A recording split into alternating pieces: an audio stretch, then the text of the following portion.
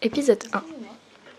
Aujourd'hui, j'ai fait la route jusqu'à une petite ville de Mayenne pour venir manger et rendre visite à ma grand-mère paternelle, Denise. Elle habite dans cette EHPAD depuis presque un an. C'est un ancien monastère. On y croise encore des sœurs dans les couloirs.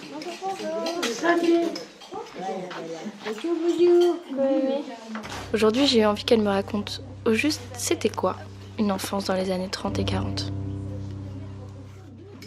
T'arrives pile à temps. Tu te déshabilles, tu te mets à l'aise, ton plateau est servi. Super. Tu vois. Moi, j'ai quitté l'école à 12 ans. À cette période-là, la scolarité était à 12 ans. Je suis partie à 12 ans. Dans une ferme, chez une tante, pour faire un petit peu de tout.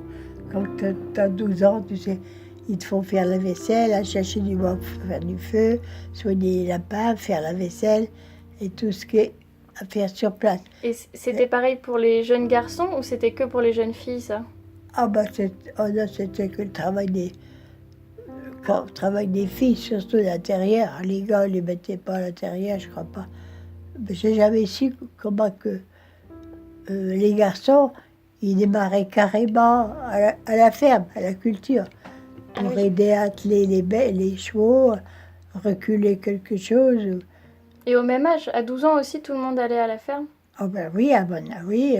Marie aussi, il est parti à 12 ans aussi. Et puis mes frères qui étaient partis avant moi aussi. En particulier à l'école, parce que vous étiez des filles, il y avait des cours différents? Pas du tout, juste les bas.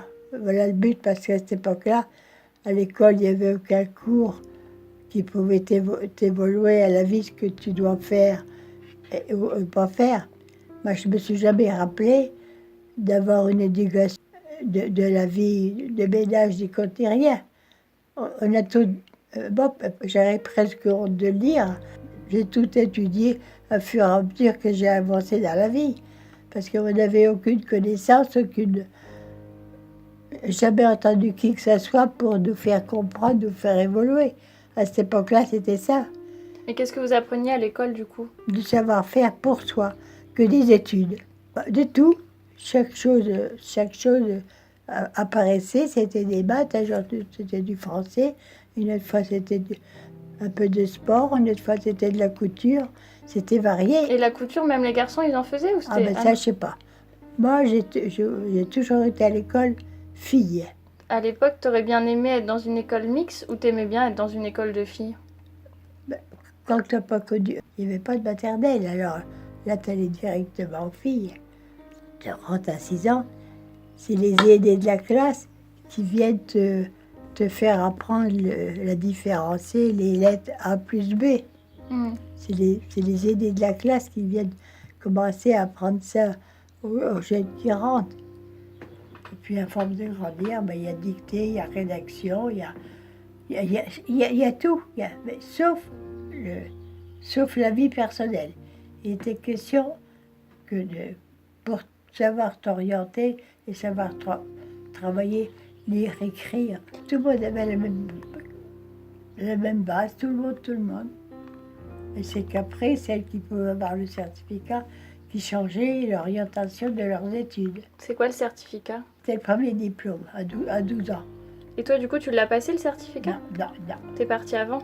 Non, j'étais pas capable. Alors papa, il avait demandé à ma tante, qui était sa sœur, puisque je suis partie, j'avais mis 12 ans le 1er avril, je suis partie le 1er mai après. En 1939, c'était l'année de la guerre. Mon oncle était mobilisé, alors il fallait aller donner un petit coup de main. Et ça te plaisait d'aller à la ferme ou toi, t'aurais voulu continuer l'école? Non, j'aurais voulu être couturière. Tu voulais être couturière? Oui, mais comme je n'ai pas eu le droit de choisir parce que mes frères et Marie avaient été à la culture, alors moi, je n'avais pas le droit de choisir. C'était comme ça. Marie-Thérèse, elle a eu le droit de choisir, tu vois. C'était que les aînés et les garçons qui choisissaient? Oh, ben non, c'est les parents qui choisissaient. On dit toujours que les jeunes, ils sont plus écoutés que les aînés, mais c'est vrai ça. Enfin, moi, c'est comme ça. Donc toi, t'es partie à la ferme. Oui. Et comment ça s'est passé?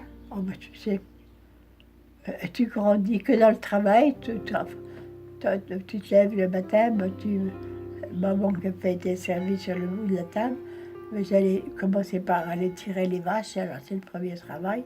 Alors après, il faut passer le lait à l'écrémeuse, il faut tourner l'écrémeuse. Alors s'il y a des cochons, il faut que tu ailles aux cochons. S'il n'y en a pas, ben, tu te mets à faire ta vaisselle et autres. Tu manges travaillais combien de temps par jour? ben, fallait compter une bonne heure pour tirer les vaches. Ouais. Tout dépend, il y a des périodes qui en avaient plus les unes que les autres. Alors, si c'était l'hiver, après la traite, il fallait donner à manger aux vaches dans la grange, comment leur descendre du foin. L'hiver, il fallait passer les betteraves aux coupes racines, qu'on appelait. Tu mettais dans une machine qu'il fallait tourner, ça coupait les betteraves en tranches qu'on donnait chaque part aux vaches devant elles. La ferme, tu as du travail continu. Alors, Et toi, à cet âge, tu aurais voulu avoir plus de temps pour t'amuser aussi? ben, T'avais quand même des amis qui étaient près de la ferme?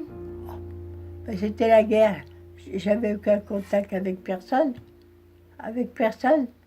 Le temps que j'étais chez mes parents, j'étais 2 fois à un cirque qui passait dans le bourg, tu sais, comme partout aujourd'hui, là. C'est toutes les sorties que j'ai eues dans les 6 ans que j'y étais. De tes 12 ans à tes quel âge, du coup, t'es restée à la ferme? Jusqu'à 20 ans, je me marie. L'histoire de Denise continue dans le prochain épisode. Et tu m'avais raconté la dernière fois qu'une fois, t'avais fait le mur. Ah, bah, Tu ça, peux me raconter ça? ah,